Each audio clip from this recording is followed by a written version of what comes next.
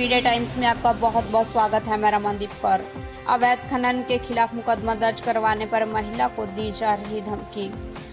सरकार के लाखों प्रयास के बावजूद भी खनन माफिया अपनी हरकतों से बाज नहीं आ रहे हैं। लगातार अवैध खनन को अंजाम देकर बालू डंप अवैध खनन चल रहा है। ऐसा ही एक मामला प्रकाश में आया है तीर्थराज प्रयागराज संगम नगरी में, जहां समाजवादी पार्टी के पूर्व पार्षद नंदलाल निषाद नंदा द्वारा अवैध खनन कराकर गायत्री नाम की महिला की जमीन पर डंप करवा रहा था, जिसकी शिकायत गायत्री ने खनन विभाग और पुलिस में की, जिसका संज्ञान लेते हुए नंदा के ऊपर करेली थाने में एफआईआर दर्ज कर ली गई और खनन विभाग में छापा डालकर उसे अवैध डंप बालू को सीज कर दिया गया। नंदा पूर्व पार्षद होने के साथ साथ ही इलाके के दबंग लोगों में गिना जाता है, जिसके खिलाफ जल्द कोई विरोध में खड़ा नहीं होता है। अब नंदा के लोगों द्वारा और कुछ पुलिस वालों के द्वारा गायत्री पर लगातार दबाव बनाया जा रहा है कि वह नंदा के खिलाफ दर्ज कराए मुकदमे को वापस ले, वरना अंजाम अच्छा नहीं होगा। इस वीडियो में आप सुन सकते हैं कि किस तरह से उसके घर पर एक सिपाही जाकर लगातार उसको धमकी दे रहा है कि 1 घंटे में थाने पर आकर यह कह दे कि उसने नंदा के खिलाफ कोई मुकदमा दर्ज नहीं कराया है। फिलहाल अब पीड़ित गायत्री का परिवार डर के साए में जीने को मजबूर हो रहा है।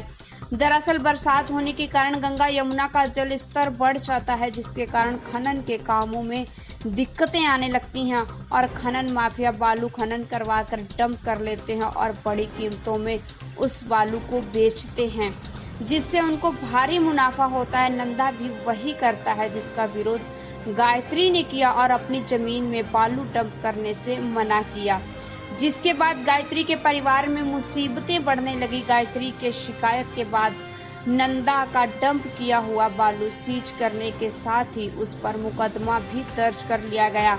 अब नंदा के लोग और पुलिस वाले लगातार गायत्री पर दबाव बना। चलो आ रहे हैं, 1 घंटे के अंदर आइए। हाँ चलो 1 घंटे के अंदर आ जाइए। हाँ आ जाएंगे। हाँ बता दें, हमने नंदा का खिलाफ एफआईआर मैंने नहीं करवाई है।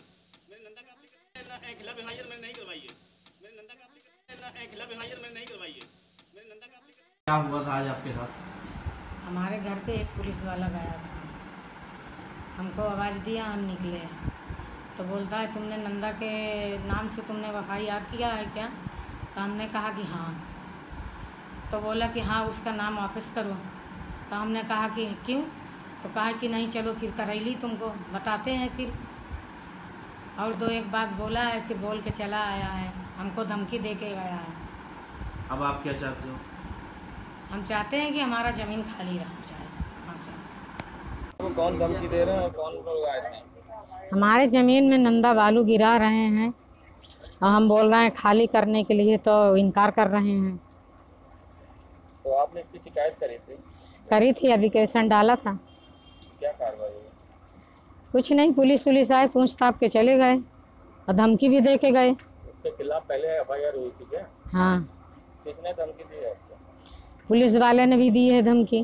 क्या धमकी दी? यह है कि अपना एप्लीकेशन वापस ले लो, नहीं तो फिर बहुत मुश्किल में पड़ जाओगी, बंद कर देंगे उठा के थाने में तुमको। और कौन धमकी दे रहे हैं आपको? और नंदा वो राजू था और वो उसकी बहन थी, माँ थी, राजू की माँ और राजू। क्या बोले? ये बोला कि मेरे भाई का नाम क्यों ले रही है, मेरे लड़के का नाम क्यों ले रही है।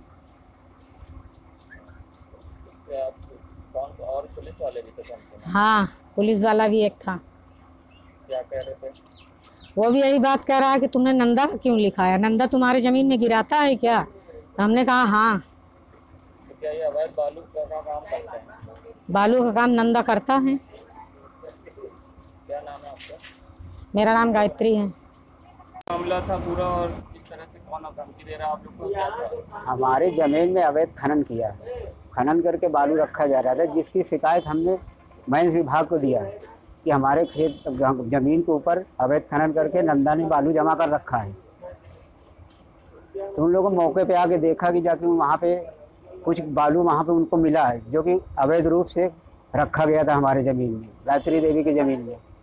मना करने के बाद वो आज पुलिस वालों को लेके पुलिस वाला आया था, प्लस उसका भांजा राजू आया था, उसकी बहन मीरा आई थी, धमकी उमकी दे के गए हैं कि नंदा का नाम वापस ले लो थाने से, नहीं हम तुम्हारे साथ क्या क्या करेंगे तुम नहीं जानोगे, तुम्हें तुम्हारे लड़कों का क्या कर डालेंगे ये भी पता नहीं चलेगा। नहीं दीदी, इज्जत यही में कि आप जाके नंदा का नाम वापस ले लो। राजू था, उसकी बहन थी, अब एक पुलिस वाला भी आया था, वो कह रहा है कि तुम नंदा के खिलाफ रिपोर्ट क्यों कराए। हमने कहा हमारी ज़मीन पे बालू गिरा, हम तो ज़मीन खाली कराना चाहते, इसलिए हमने तहरीर दी थी माइंस विभाग में। वो मौके पे आए, अपना पाए बालू अवैध खनन के लिए, वो नंदा का बालू था। अनिल कुमार निशान। सर, करेलाबाग में जो रेड पड़ी थी उस पर आपका क्या कहना है?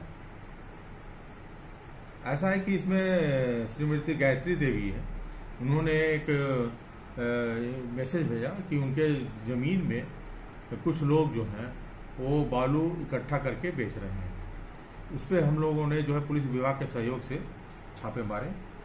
छापे मारने के बाद वहां पाया गया कि लगभग 95 घन मीटर बालू का भंडारण वहां पर रखा गया है। उनकी इस पर सर क्या कार्रवाई हुई है?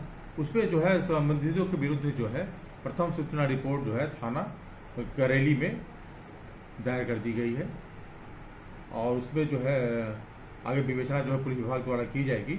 हमने जो है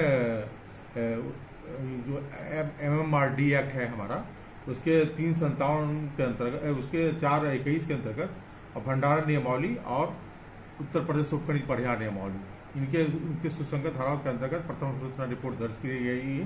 पुलिस द्वारा उसमें विवेचना की जा रही है और उसमें हम लोग सतत निगरानी रख रहे हैं। क्षेत्र में सतत निगरानी रखी जा रही है कि फिर से कोई भंडारण करके ना आए। आपको मालूम होगा कि जमुना में जो पहले से जो नावों से होती थी सारी का चीजें रोक दी गई हैं, कठोर कार्रवाइयां की गई हैं, 100 से अधिक लोगों के विरुद्ध FIR दर्ज कर दिए गए हैं।